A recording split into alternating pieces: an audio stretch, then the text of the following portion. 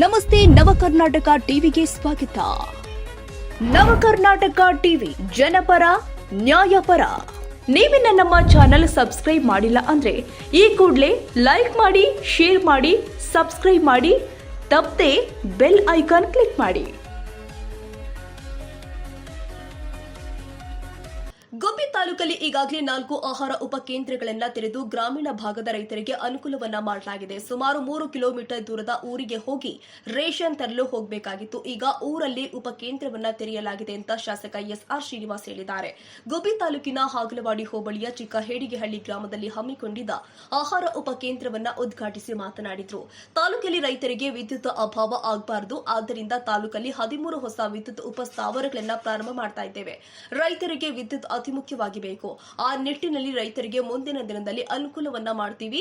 ಈ ಭಾಗದಲ್ಲಿ ಮಠ, ಗಂಗಯ್ಯನಪಾಳ್ಯ ಕೆರೆಗಳಿಗೆ ನೀರು ಹರಿಸುವ ಕಾಮಗಾರಿ ತ್ವರಿತವಾಗಿ ನಡೀತಾ ಇದೆ. ಕಾಮಗಾರಿ ಬೇಗ ಮುಗಿಸಿ ಈ ವರ್ಷದಲ್ಲಿ ಎಲ್ಲಾ ಕೆರೆಗಳಿಗೆ ನೀರನ್ನ ಹರಿಸುತ್ತೇವೆ ಎಂದಿದ್ದಾರೆ.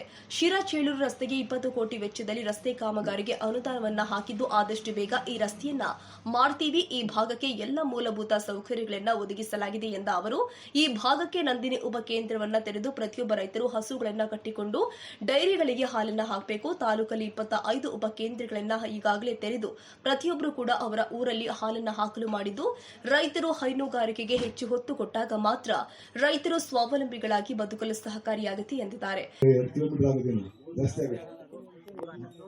3 ಕಿಲೋಮೀಟರ್ ವ್ಯಾಪ್ತಿಗಿಂತ ಜಾಸ್ತಿ ಇರೋದ್ರಿಂದ ನಾವೇ ಈ ತರದವು ಈ ವರ್ಷದಲ್ಲಿ 3-4 ಮಾಡಿರ್ಬೋದು. 4 ಮಾಡಿದ್ವಿ. ಎಲ್ಲೆಲ್ಲಿ ಸಾರ್ವಜನಿಕರಿಗೆ ತೊಂದರೆ ಆಗುತ್ತೆ, ದೂರಕ್ಕೆ ಎಲ್ಲೆಲ್ಲಿ ಇರುತ್ತೆ ಗ್ರಾಮಗಳು ಅಂತ ಕಡೆ ಸುಮಾರು 4 ರೀತಿಯ ಉಪಕೇಂದ್ರಗಳನ್ನ ಮಾಡಿ ಅವ್ರಿಗೆ ವ್ಯವಸ್ಥಿತವಾಗಿ ಆಹಾರ ವಿತರಣೆ ಮಾಡ್ತಕ್ಕಂಥದ್ದನ್ನ ನಾವು ಮಾಡ್ತಾ ಇದ್ದೀವಿ. ಅದಕ್ಕೆ ಪೂರಕವಾಗಿ ನಿಮ್ಮಲ್ಲಿ ಮಿಲ್ಕ್ ಯೂನಿಯನ್ ಕೂಡ ಪ್ರಾರಂಭ ಮಾಡ್ತಕ್ಕಂಥದ್ದು ಮಾಡಿದ್ದೀರಾ. ಸಬ್ ಸೆಂಟರ್ ಪ್ರಾರಂಭ ಮಾಡಿದ್ರು. ಅವತ್ತೆಲ್ಲ ಕರೆದ್ರೆ ನೀವು ನಾನೆಲ್ಲ ಅರ್ಜೆಂಟ್ ಹೋಗ್ಬೇಕಾಯ್ತು. ಅವತ್ತು ನಮ್ಮ ಮನೆಯವ್ರು ಬಂದಿದ್ರು ಅಂತ ಕಾಣಿಸುತ್ತೆ. ಬಂದು ಅದನ್ನು ಓಪನ್ ಮಾಡ್ಕೊಟ್ಟಿದ್ದಾರೆ. ಎಷ್ಟು ಲೀಟರ್ ಆಗ್ತಾ ಇದ್ರು ಗೊತ್ತಿಲ್ಲ. 20 ಲೀಟರ್ ಆಗುತ್ತೆ. ಅದು ಬಡವರಿಗೆ ಭಾರಿ ಒಂದು ರೀತಿ ಸಹಕಾರ ನೀಡ್ತಕ್ಕಂಥದ್ದು.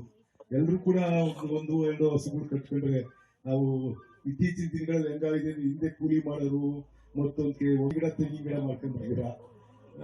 ಕರೆಂಟ್ ಹೋಯ್ತು ಏನು ಕೆಲಸ ಇಲ್ಲ, ಬರೀ ಹೋಟ್ಲ ಹೊಡಿಯೋದು ಅಷ್ಟೇ ಕೆಲಸ ಇರುತ್ತೆ.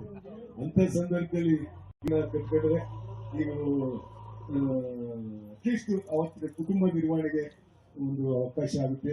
ಆಗ ಆ ಒಂದು ಕೆಲಸವನ್ನು ಕೂಡ ನಾವು ಇತ್ತೀಚೆಗೆ ನಮ್ಮ ಮನೆಯವರು ಯಾವುದು ಮೆಂಬರ್ ಆದ್ಮೇಲೆ ಎಲ್ಲಾ ಕಡೆಯೂ ಕೂಡ ಹಾಲಿ ಡೈರಿಗಳನ್ನ ಪ್ರಾರಂಭ ಮಾಡ್ತಕ್ಕಂಥದ್ದನ್ನ ಮಾಡಿದ್ವಿ. ಸುಮಾರು 25 ಹೊಸ ಈ ರೀತಿ ಹಾಲಿ ಡೈರಿಗಳನ್ನ ಇಡೀ ತಾಲೂಕಿನಲ್ಲಿ ಪ್ರಾರಂಭ ಮಾಡ್ತಕ್ಕಂಥದ್ದನ್ನ ಮಾಡಿದ್ದೀವಿ. ಅದೇ ರೀತಿ ನಿಮ್ಮ ಗ್ರಾಮದಲ್ಲೂ ಕೂಡ ಮಾಡಿದ್ದೀವಿ. ಮತ್ತೆ ಈ ಒಂದು ಕೂಡ ಮಾಡಿದ್ದೀವಿ. ದೇವನಾಳು, ತೊಗರಿಗುಂಟೆ ಜನಕ್ಕೆ ಅನುಕೂಲ. ಅಟ್ಲೀಸ್ಟ್ ನಿಮ್ಮ ಊರಲ್ಲಿ ಒಂದೊಂದು ಹಾಲಿನ ಉಪಕೇಂದ್ರ ಇತ್ತು ಅಂತಂದ್ರೆ ಒಂದೇ ಇನ್ನೊಬ್ರು ಕಟ್ಕೊಂತಾರೆ, ಅವ್ರು ನೋಡಿ ಇನ್ನೊಬ್ರು ಕಟ್ಕೊಂತಾರೆ. ನಮ್ಮ ಆರ್ಥಿಕ ಪರಿಸ್ಥಿತಿನೂ ಕೂಡ ಉತ್ತಮ ಮಟ್ಟಕ್ಕೆ. ಇದೇ ಸಂದರ್ಭದಲ್ಲಿ ಗ್ರಾಮ ಪಂಚಾಯಿತಿ ಅಧ್ಯಕ್ಷರು ಆದ ಗುರುರಾಜು, ಸುಮಿತ್ರಾ ದೊಡ್ಡಯ್ಯ, ಗ್ರಾಮ ಪಂಚಾಯಿತಿ ಸದಸ್ಯರು ಆದ ಗುರುರಾಜು, ಸಿದ್ದಲಿಂಗಪ್ಪ, ಭೂತಮ್ಮ, ಆಹಾರ ನಿರೀಕ್ಷಕ ಸಿದ್ದೇಗೌಡ, ಆಹಾರ ಶಿರಸ್ತಿದಾರ ಯಶೋದಮ್ಮ, ನ್ಯಾಯಬೆಲೆ ಮಾಲೀಕರು ಆದ ಜಿಎಂ ಸತ್ಯನಾರಾಯಣ, ಮುಖಂಡರು ಆದ ರಂಗನಾಥ್, ರಂಗಸ್ವಾಮಯ್ಯ, ಲಕ್ಷ್ಮೀಕಾಂತ್ ರಾಜು, ಸಿದ್ದಲಿಂಗಪ್ಪ, ಪಾಪಣ್ಣ ಹಾಗೂ ಗ್ರಾಮಸ್ಥರು ಭಾಗವಹಿಸಿದ್ರು. ಮೋಹನ್, ಎಂಎನ್ ಕೋಟೆ, ನವಕರ್ನಾಟಕ ಟಿವಿ.